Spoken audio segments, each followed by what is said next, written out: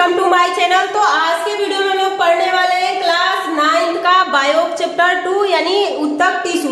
इसमें पहला chapter complete हो चुका है। तो आज का हम लोग का टॉपिक है टिश्यू।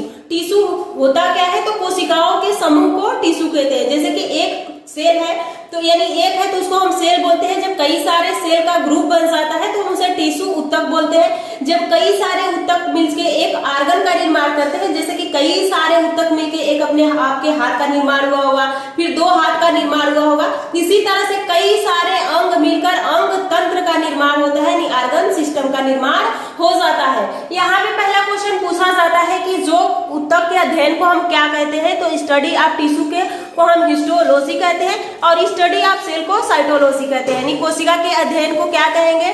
साइटोलॉजी, और उत्तक के अध्ययन को हिस्टोलॉजी कहते हैं। यहाँ पे देखिए एक फ्लो चार्ट आप लोगों को दिखाई दे रहा है जो कि प्लांट टिश्यू का है। उसके बाद हम लोग एनिमल टिश्यू का पढ़ेंगे। आज के वीडियो में हम फ्लो चार्ट को याद करने वाले हैं, क्योंकि मेन पॉइंट जब आपको याद रहेगा तो आप उसको आसानी से इसके बारे में अगर आपको लिखने के लिए आए या क्वेश्चन पूछा जाए तो आसानी से जवाब दे सकते हैं। तो देखिए पहला इसको प्लांट टिश्यू, इससे खुद आपको एक बार इसको याद करना है। उसके बाद खुद से आपको अपने रफ या कॉपी जहां भी आप रिवीजन कर रहे हैं वहां पे बार बार बनाना है, जिससे कि ये फ्लो चार्ट आपको याद होना चाहिए। तो देखिए प्लांट टिश्यू, उसके बाद प्लांट टिश्यू को दो भागों में बांटा जाता है। एक होता है विभाज्य उत्तक मेरिस्टेमेटिक टिश्यू और एक होता है अस्थायी उत्तक परमानेंट टिश्यू। जो मेरिस्टेमेटिक टिश्यू होता है, विभाज्य उत्तक होता है, ये बार बार विभाजित होता रहता है और विभाजित होकर नए नए जैसे कि तना हो गया उसका निर्माण करता रहता है। उसके बाद इसको भी कई भागों में बांटा गया है। शीर्ष विभाज्य उत्तक, पार्श्वी विभाज्य उत्तक, अंतर्वेशी विभाज्य उत्तक, एपिकल टिश्यू। उसके बाद हो जाता है यहाँ पे आप लोग का लेटरल टिश्यू और इंटरकैलरी। तो यहाँ पे आप लोग का पहला है विभाज्य उत्तक मेरिस्टेमेटिक टिश्यू, उसको तीन भागों में बांटा गया है। शीर्ष विभाज्य उत्तक, पार्श्वी विभाज्य उत्तक, अंतर्वेशी विभाज्य उत्तक। उसके बाद आप लोग से यहाँ पे एक क्वेश्चन पूछा जाता है विभाज्य उत्तक से कि ये बताइए कि रिक्तिकाएं यानी वैक्यूल्स विभाज्य उत्तक में पाया जाता है कि नहीं पाया जाता है? तो यहाँ पे वैक्यूल्स या तो बहुत छोटा होगा, नहीं तो एब्सेंट होता है, प्रेजेंट नहीं होता है, यानी वैक्यूल्स रिक्तिकाएं नहीं पाई जाती है। उसके बाद यहाँ पे दूसरे भाग में आएंगे तो अस्थायी उत्तक यानी परमानेंट टिश्यू। प्लांट टिश्यू कितने भागों में बांटा गया है? विभाज्य उत्तक और अस्थायी उत्तक। एक है मेरिस्टेमेटिक टिश्यू और एक है परमानेंट टिश्यू। अब अस्थायी उत्तक में ये कोशिकाएं विभाजित होकर अब एक टाइम आएगा कि ये समाप्त हो जाएंगी, यानी ये समाप्त नहीं, ये विभाजित होना बंद हो जाएगा, ये अस्थायी हो जाएगी। लेकिन विभाज्य उत्तक तो हमेशा चलता रहेगा, विभाज्य उत्तक से ही अस्थायी उत्तक का निर्माण होगा। तो अस्थायी उत्तक दो भागों में बांटा जाता है। पहला है जटिल या दारू भी बोलते हैं, या दूसरा को हम फ्लोएम बोलते हैं। यानी यहाँ पे जो जाइलम होता है जल और खनिज लवण का परिवहन करता है, ये एक देशीय होता है। यहाँ पे क्वेश्चन पूछा जाता है कि जाइलम और फ्लोएम में से कौन द्विदेशीय होता है?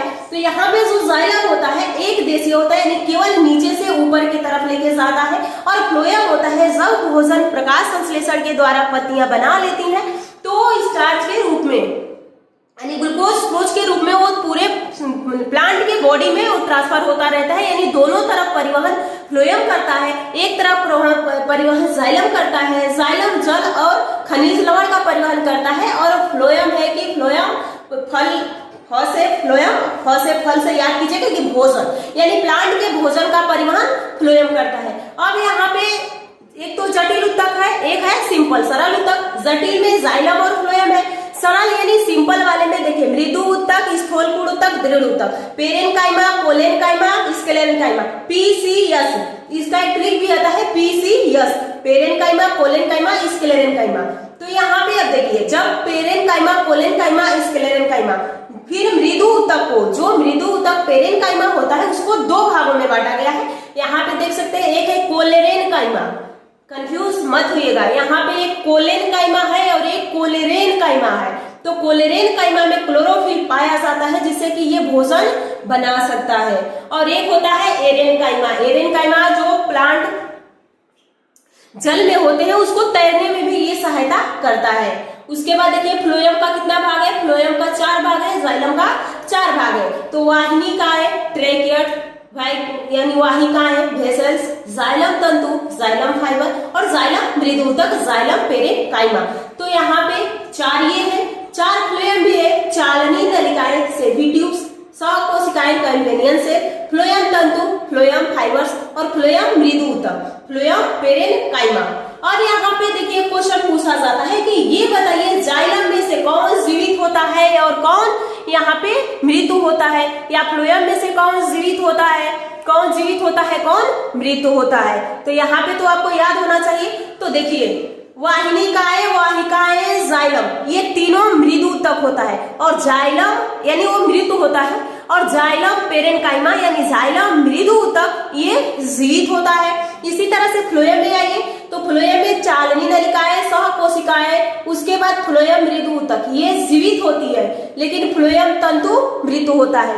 तो जाइलम में जाइलम मृदुतक जीवित होता है, बाकी मृत्यु होती है। और फ्लोएम में यानी 3 कोशिकाएं, चालनी, सहकोशिकाएं और फ्लोएम मृदुतक जीवित होता है, फ्लोएम तंतु मृत्यु होता है। उसके बाद यहाँ पे आप देख सकते हैं, यानी ये तो आप लोग का फ्लो चार्ट हो गया। उसके बाद हम लोग नेक्स्ट वीडियो में इसके बारे में बिल्कुल डिटेल से पढ़ने वाले हैं कि किसके कारण पौधे लचीला होता है या किसके कारण वो रुका रहता है। देखिए शीर्ष विभाजन ऊतक में जो पेड़ प्लांट होते हैं उनके शीर्ष पे जो विभाजन होता है वो शीर्ष विभाजन ऊतक होता है। पार्श्विक परिधि में बड़ा करता है, यानी जो पेड़ पौधा होता है उसको मोटा करता है। अंतर्वेशी पत्तियों के बीच में, पत्तियों के पास जो इंटरकैलरी होती है उसके पास में ये होता है। तो उम्मीद करती हूँ कि ये सारे पॉइंट आपको समझ में आ गया होगा। तो चलिए